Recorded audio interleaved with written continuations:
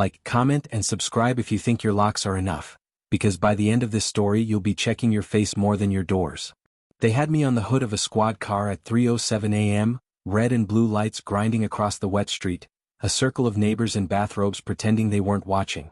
A house 3 blocks down was ransacked, and the security cam still was already on every phone. A person in a dark jacket stepping through the side gate, moving with my stride, tilting their head like I do when the porch light's too bright. Same build. Same beard line. Same scar under the left eye from a bicycle crash when I was 11. The date stamp said 1:12 a.m., the exact minute I was in our kitchen making tea, alone, no witnesses except the hum of the refrigerator. When Detective Mara Sloan looked from the phone to my face, I saw the verdict in her eyes. She wasn't arresting a suspect. She was arresting proof. By dawn they'd let me go. The break-in victim couldn't identify me and Lena swore I was home, but it didn't feel like freedom. It felt like being followed by my own reflection. I spent the morning scrubbing our motion alerts, watching grainy clips of raccoons and mail trucks to prove to myself the world still made sense. Then I saw the one from 1:01 a.m., my driveway empty.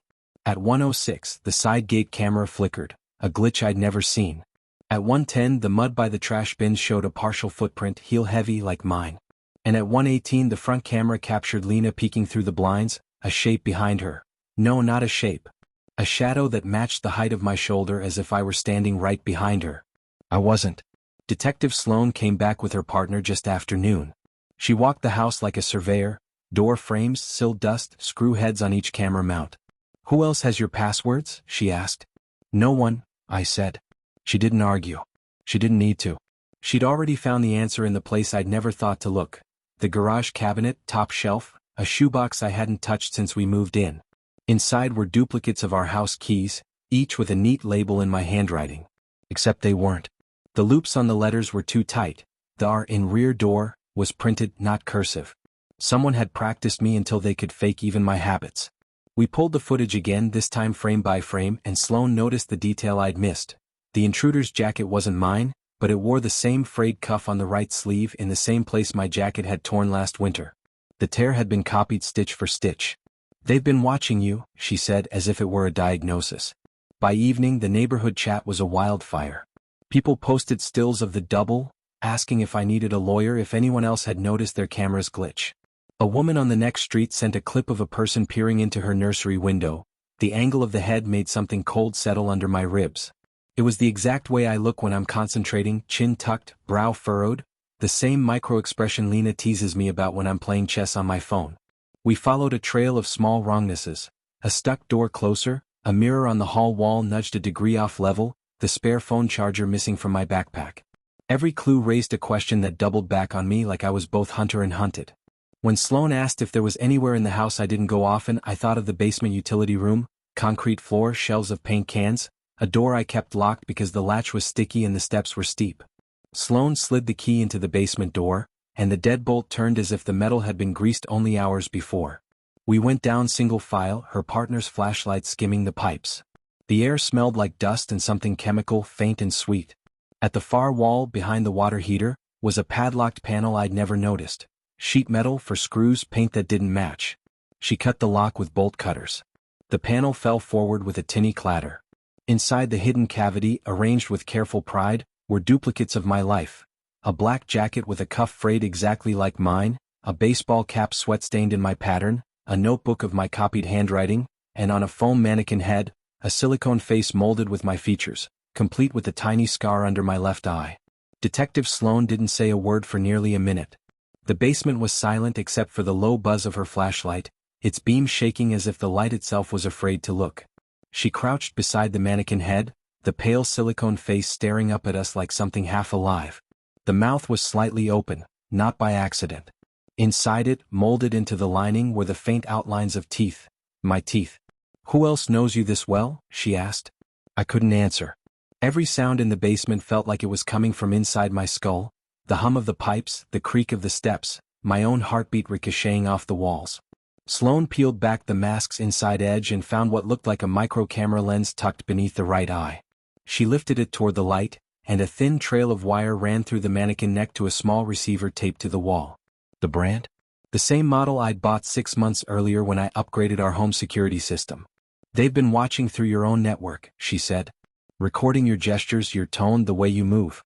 Then they built this. The words didn't sound real. Watching me? From where? I felt my stomach twist when I remembered the glitch at 1:06 a.m., the camera that flickered out just before the intruder appeared. I had thought it was a power search. But what if that was when they tapped in? Upstairs, Lena was sitting at the kitchen table, eyes swollen from crying. She held her phone out to Sloane. "Someone sent this to me an hour ago," she said, voice trembling. The message had no text, only a video. It showed our living room at dawn, the curtains still drawn, the light soft and blue. Lena was asleep on the couch. Standing over her was me. Same posture. Same tired expression. But the real me had been at the police station at that exact time. Sloane replayed the video in slow motion. "Look at the reflection," she murmured. In the mirror behind the couch, the fake me wasn't there. Just the couch and Lena. The image in the mirror was missing the man standing in the room. That night, Sloane ordered a temporary surveillance setup. Motion sensors, hidden mics, 2 officers in an unmarked car across the street. We tried to sleep, but every creak in the floor felt like someone's footstep. Around 2:43 a.m., the living room camera triggered again. I sat up instantly. There on the feed, the front door slowly opened. The figure stepped inside. My figure, wearing the same hoodie I'd left folded in the laundry room. He, or it, moved with eerie calm as if the house belonged to him. He stopped at the dining table, stared straight at the camera and smiled, a crooked, wrong version of my smile, too wide, too forced. Then he pointed toward the ceiling. Toward me. The power cut out. The screens went black. Lena screamed. The officers outside radioed in confusion. They couldn't see anyone entering or leaving. Sloane rushed down the hall with her gun light leading the way. When she reached the living room, the door was still locked from the inside. But on the table sat the mannequin face from the basement, now smeared with what looked like grease or oil. A note was taped to its forehead. "You copied me first." We spent the rest of the night combing the house, room by room. No signs of forced entry. No footprints. No explanation. But one thing stood out. The basement camera had recorded 15 minutes of static, followed by a flicker of movement, the shadow of someone standing exactly where the mannequin head had been. When the footage stabilized, the wall behind the water heater looked wrong. There was something etched into the concrete. Sloane zoomed in until the words came into focus. It was my full name, date of birth, and underneath it, carved with precision. Subject 1. And just below that, an arrow pointing deeper into the wall. Sloane's eyes met mine. "This isn't just an imitation," she said quietly. "Someone built you from the inside out." Then the camera feed froze again, the timestamp blinking like a heartbeat. 3:07 a.m., the same time they'd arrested me the night before. And that's when we heard it, faint footsteps upstairs, perfectly synchronized with mine. The footsteps matched mine exactly. Every creak, every pause.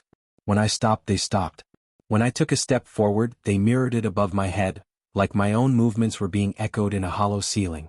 Detective Sloane motioned for silence and raised her flashlight. The beam quivered across the stairwell. Dust drifted down from the boards overhead. Somewhere above, the sound of breathing, shallow, rhythmic, joined ours. We crept up the stairs. The power was still out, the only light coming from Sloane's narrow beam and the faint blue of a police cruiser outside. At the top step, the hallway stretched in darkness.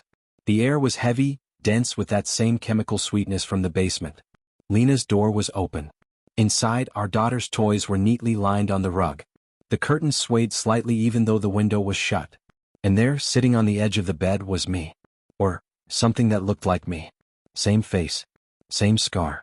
But its skin was pale, waxy, as if drained of everything that made it human. It tilted its head slowly, mirroring Sloane's flashlight as it rose. "You shouldn't have looked," it said, my voice exact but hollow. "You shouldn't have found it." Sloane barked, "Don't move," and stepped forward. But the thing only smiled. It stood up, every gesture a perfect copy of my nervous tics. The shoulder twitch, the finger rub, the slight lean to one side. It wasn't pretending anymore. It knew how I moved because it had been watching me move for months. And then it spoke again, not to Sloane, to me. "You left the camera on too long." Before we could react, it lunged, not with violence but precision. It reached for the nightstand and grabbed something small, a flash drive. Then, in one swift motion, it stepped backward toward the window and vanished into the dark before Sloane could fire a warning. The curtains fell flat and the house went dead quiet again. For the next 48 hours, the police combed the property, the woods, and even the neighboring homes. Nothing. No footprints. No evidence. The only thing they recovered was that flash drive the figure dropped during the escape. Sloan waited until I was ready before we plugged it in. It contained video files, hundreds of them, each labeled with a date and time. Footage from inside our home. Angles we didn't have cameras for. Our bedroom. The bathroom mirror. The garage. Every moment we thought was private. Some clips showed me sleeping, moving, talking to Lena. Others showed it, standing where I had just been, doing the same thing seconds later. As if practicing. Then the final file. Project Mirror, field recording. Was a lab feed. A sterile white room. Rows of computer monitors displaying faces. Mine among them. Each tagged with serial numbers. People in lab coats walked between the stations, analyzing speech patterns, gestures, body scans. On one monitor, Detective Sloan's name appeared on a report. She stared at the screen, her jaw tightening. This wasn't a burglary, she said. This was data collection. We never found out who was behind it. The footage was confiscated by federal agents 2 days later, sealed under active investigation. Sloan quit the force a month after that. She never told me why, but I saw her car parked outside our street a few nights later, lights off, watching. I moved the family out of state. New house. New system. No smart cameras. No networked locks. But sometimes, when the wind shifts or a motion sensor flickers without cause, I still feel it, that subtle echo like a reflection just half a second out of sync. Last week, a package came with no return address. Inside was a flash drive. The file name. Subject 2, confirmed active. It started playing before I could stop it. And the first frame wasn't my new house. It was me, sitting exactly where I was now, staring at the screen, watching myself watch. They say doppelgangers are just coincidence. But if you ever find yourself on camera when you know you weren't there, check the timestamp twice. If you think this story was intense, you're not ready for the next one. Hit subscribe before the lights go out.